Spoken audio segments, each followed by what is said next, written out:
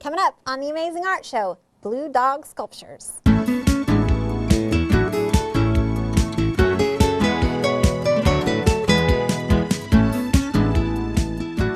Hi, and welcome to another edition of The Amazing Art Show. I'm your host, Angie Beam.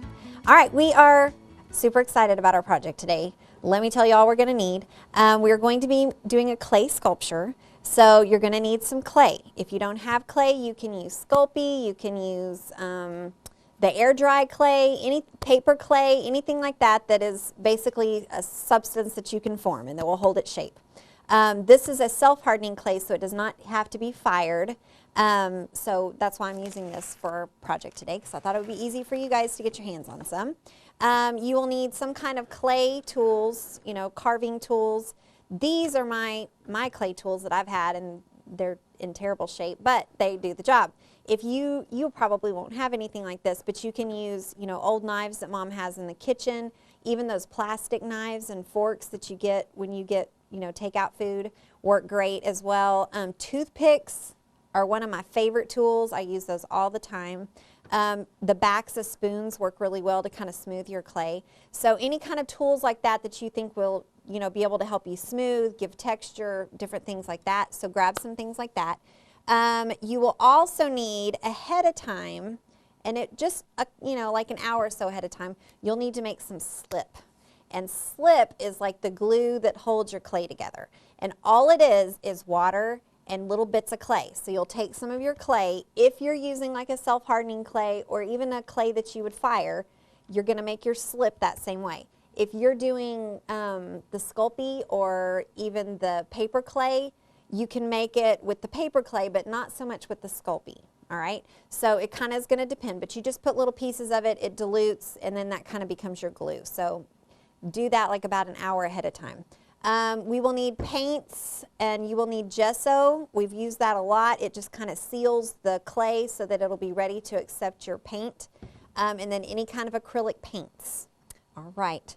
I think that is it. We are ready to go today. All right, so I want to tell you what our inspiration was today.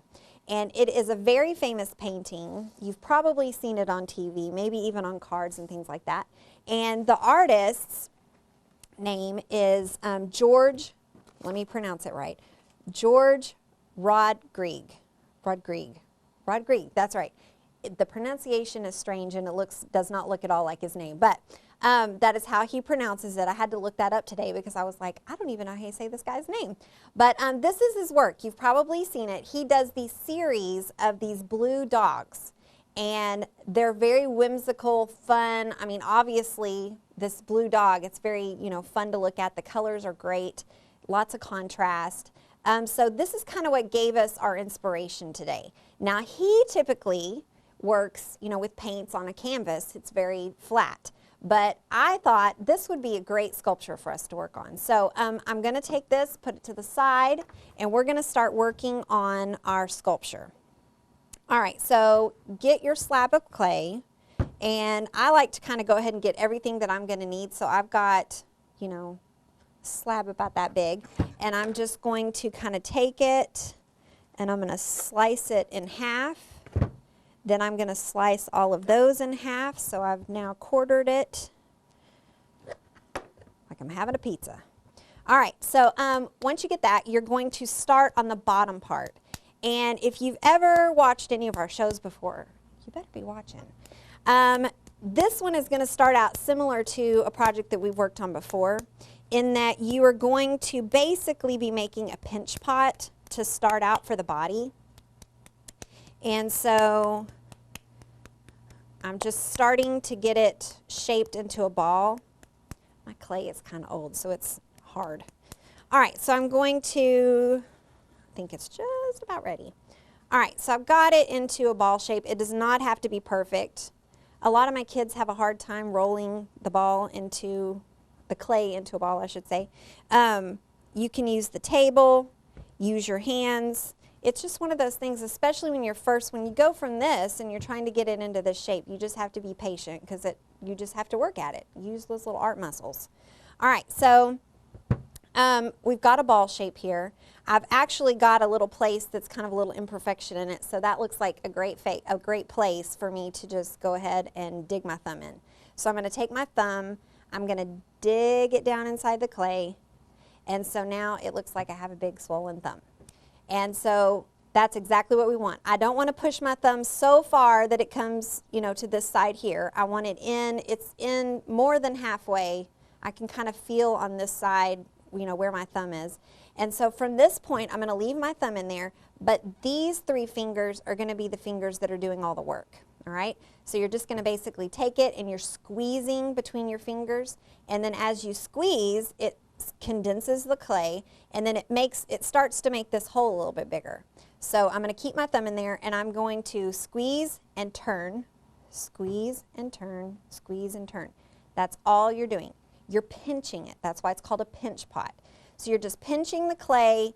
The big key is to continue to turn it.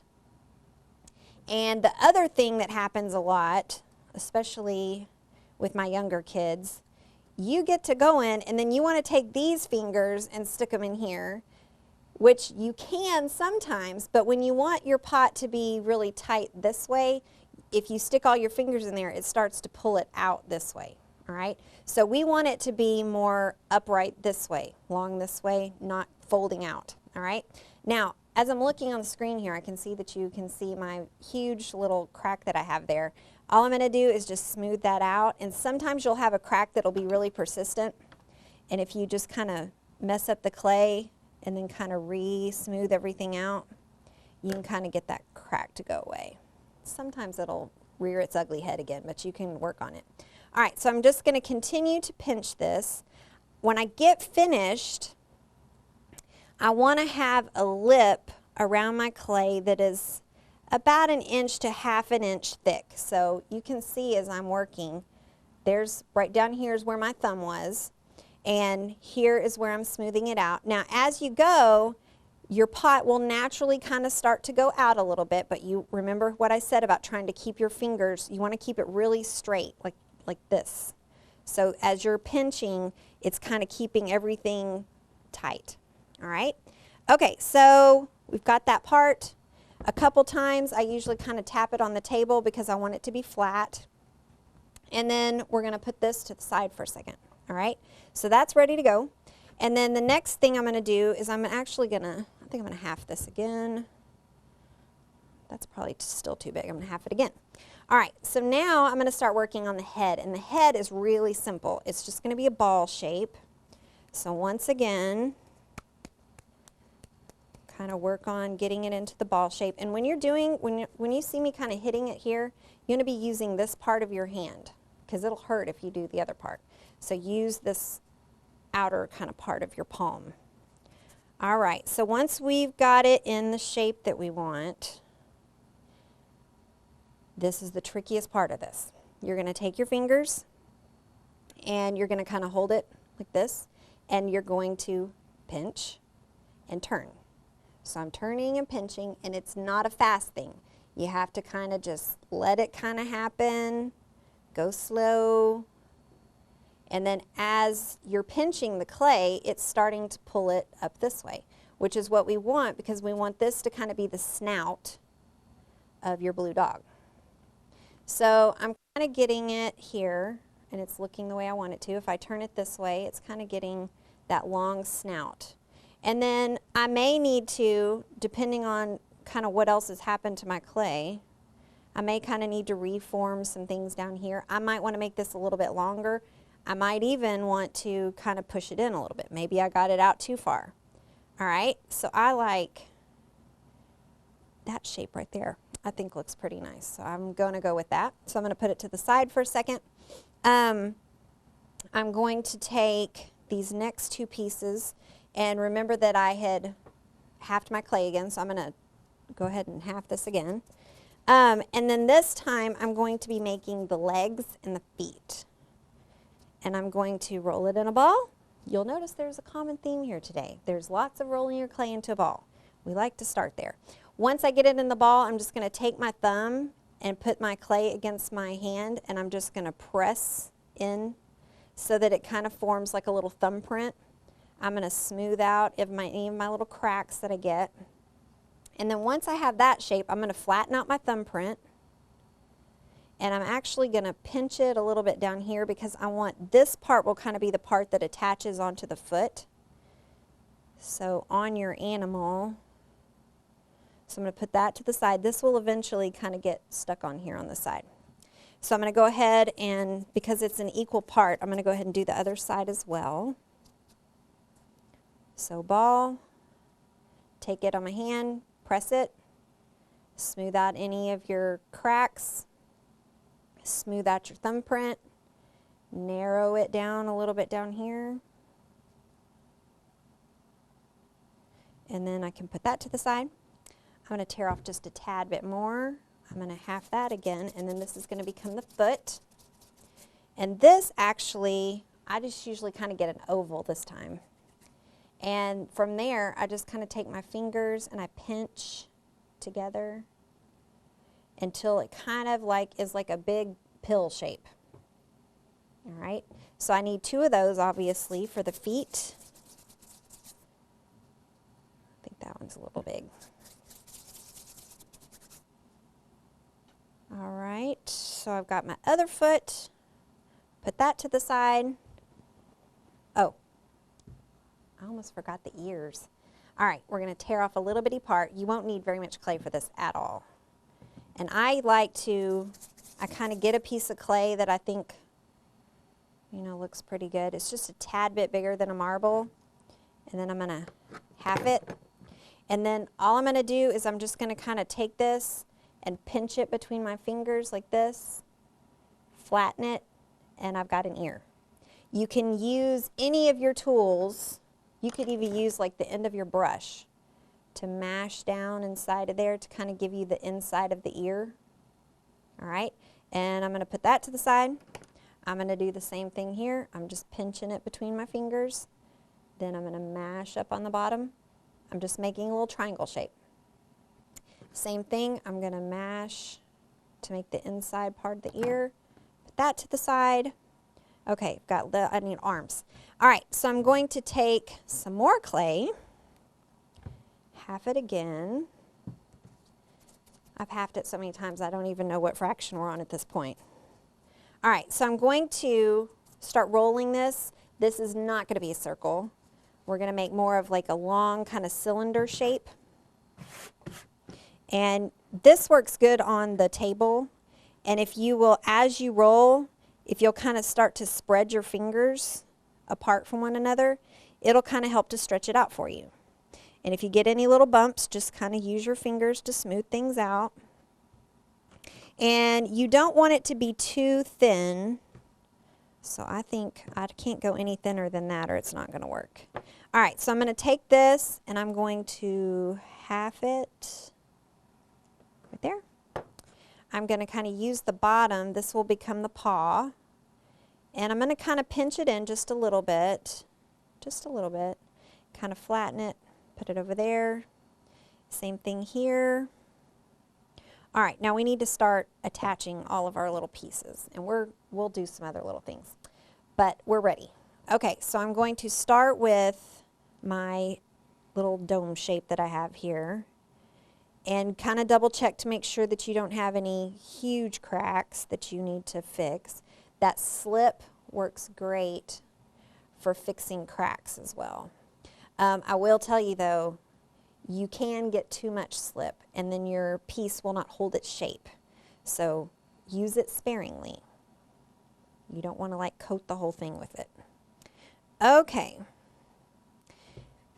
One other hint I will give you. As you're attaching all this, you're putting a lot of pressure on this. So one thing you might want to do, this works really good with my younger kiddos, is if you'll take like a plastic Target bag or Walmart bag or whatever and wad it up and put it inside there, it'll give it some stability. I'm okay without it, but that's a good hint for you guys. Okay, so we're going to start attaching things, all right? When you attach, you have to score and slip, all right? I've already talked to you about the slip. That's the gluey stuff. All right, that's your gluey mixture. But the scoring, all it is just a big fancy word for roughing up your clay. All right, so you can take any kind of a tool, toothpick, one of your little plastic knives, whatever you would like.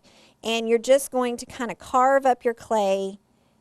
And what it's going to do, whenever you have two surfaces that you're trying to join, if both of the surfaces are smooth, they don't join quite as well. So by roughing up your clay in the two places where you're going to be attaching them, it gives it like little teeth kind of to hang on to.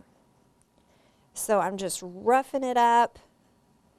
Don't worry about how much you rough it up. Just get in there and rough it up. I see a lot of my kids that do this. Okay, I roughed it up. This isn't roughing it up. You've put 3 or 4 lines in there. You need to really rough it up, all right? And the true test will be, my kids always go, I did score and slip it. I did, Miss Angie, I did. But the trick is once your piece starts to dry is the test. The test is, as it's drying, if your pieces start to fall off, you did not. And you can say it all day long, but if your pieces fall apart, you didn't score and slip it enough. You may have scored and slip it, but you didn't do it enough. All right, so I'm going to take my 2 pieces. I have put slip on both pieces, on the head, on the piece where I'm attaching it, and now I'm going to squish it down on there.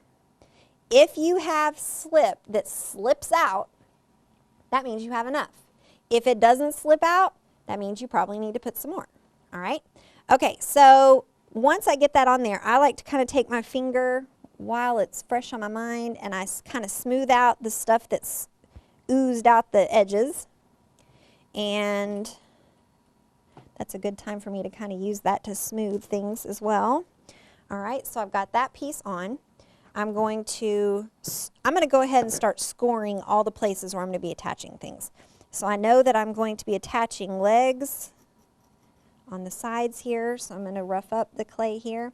And remember that once you've roughed up the clay, if there's any pieces where, like let's say you decide to change your mind and you don't want to put it there, you just smooth it out. So it really doesn't hurt it to rough it up. If you change your mind, smooth it out. Just use your fingers, smooth it out. And then feet are going to go there. Okay. All right, so I've now got my little side pieces that are going to be like the hind legs. So I'm going to rough up this piece because I'm going to be attaching it. I'm also going to be attaching a piece down here. So I'm going to rough that up. And this is the piece that I'm going to attach onto it. So I'm going to rough that up.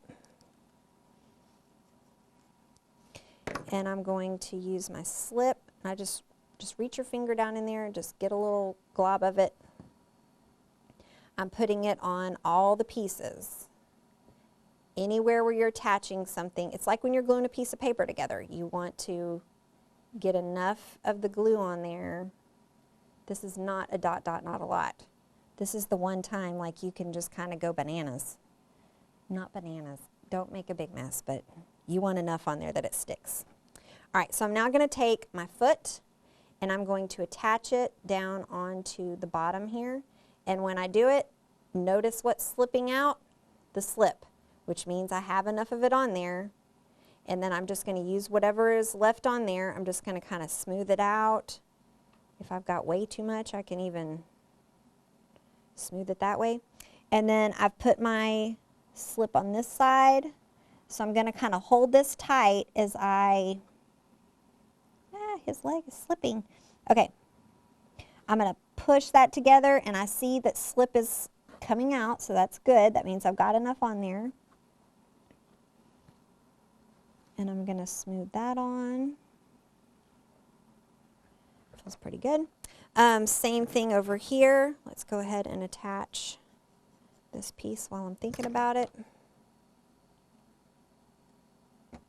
And this piece as well. I think I've got enough of that on my fingers. All right, I'm going to attach those two.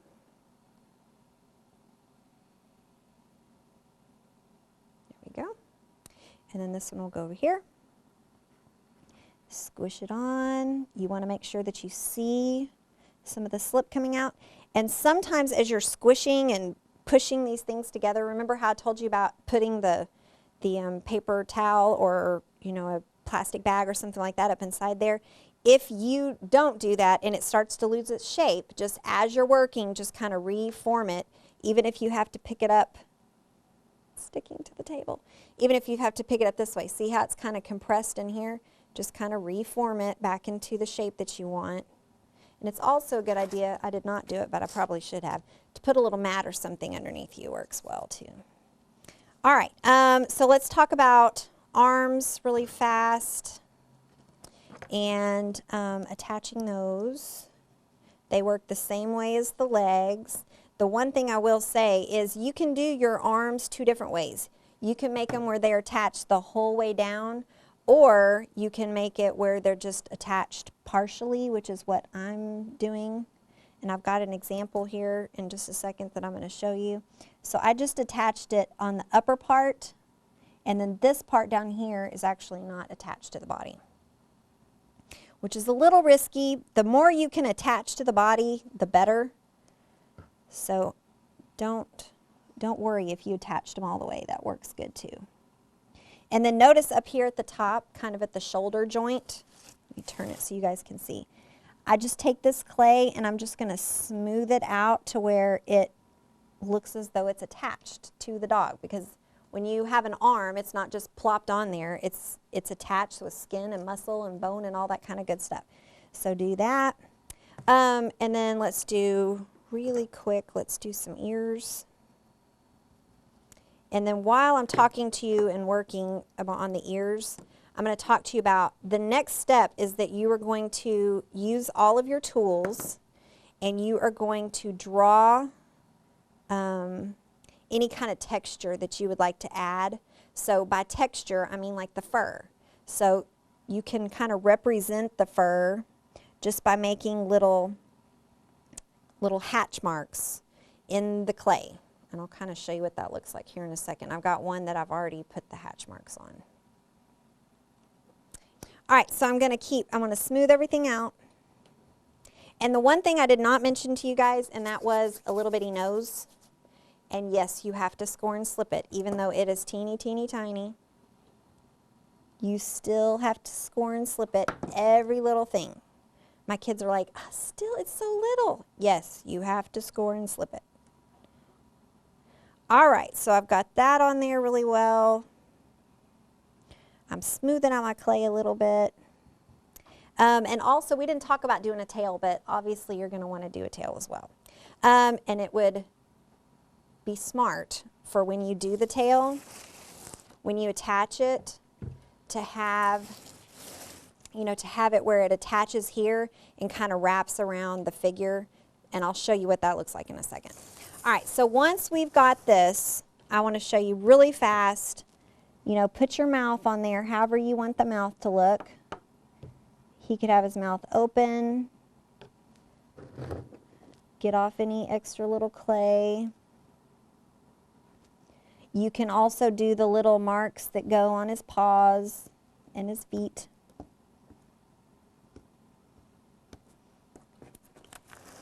Eyes would be really good for you to use like the back of your finger or some kind of a tool and just kind of press in where you want the eyes to go.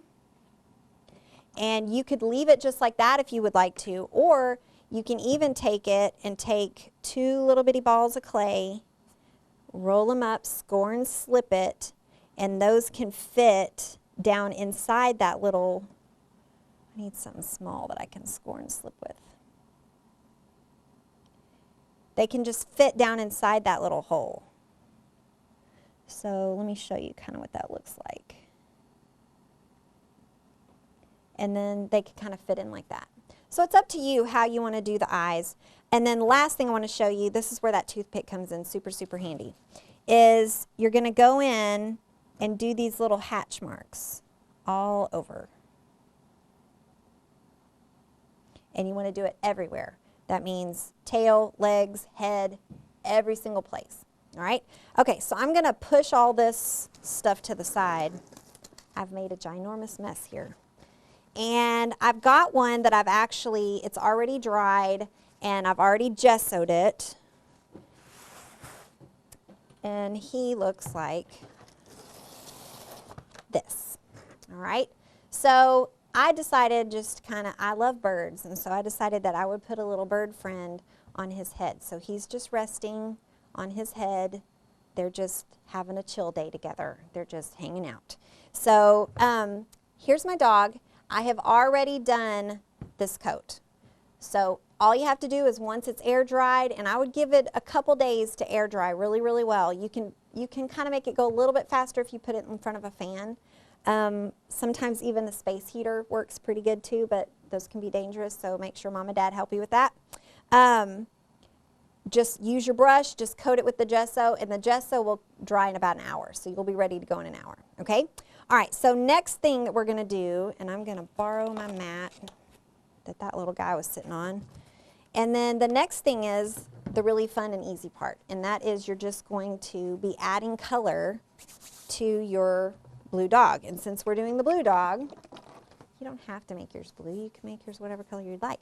You could even, maybe you have a family pet that, you know, you want to kind of emulate and make your sculpture look like.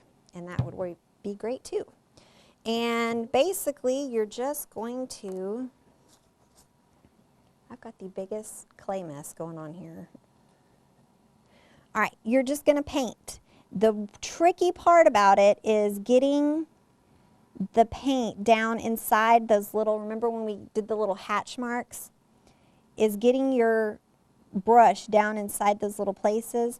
And the other hard part is working around your things that you've added on so that you don't accidentally paint something the wrong color. So you're just going to add, and you'll notice the picture that I showed you earlier, he had this like little marking on his face that was, you know, a little white spot. So you're more than welcome to, especially if you're doing your own pet and he's got, you know, unusual markings, you can, you know, represent those markings by painting them on. Now, my question to you is, do you think that George really had a blue dog?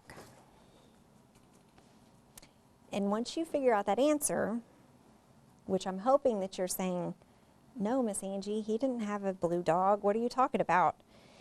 Because he didn't have a blue dog, but he decided that he would use the blue because first off, he really enjoyed the blue, and he just felt like it really fit her personality. And he actually did his painting based off of his actual dog that he had, and her name was Tiffany. And Tiffany had died a few years earlier, but he really, really missed her because she was his favorite dog. And so he decided that he would do a painting, you know, to kind of help him remember her and to kind of help him to move through her death, and because he was really sad about it because he really, really loved her a lot. But he decided that he would do this. And it also went along with a book that he had read about a ghost story. And so he felt like the blue kind of embodied all of that he wanted to embody. And so he decided that he would do his dog blue. And he said, I wasn't even sure like if anybody was going to like it. He goes, I really didn't care if they liked it because I was really just doing it for myself. But it really took off, I should say. And everybody really, really liked it and enjoyed it. And his work has been all over the place. It's on commercials, it's on all kinds of things, cards, of course paintings. He's got some museums that always hold his work. All right, so as I finish working here, let's go to today's art quote. Painting depends on freedom. When you're feeling completely free, you can create. And this power to create is in turn the greatest freedom of all. George Rodrigue. All right, boys and girls, that does it for today. I've got my blue dog all completed. I decided to do a bluebird too. I hope that you guys had a great time. Now go out and make some amazing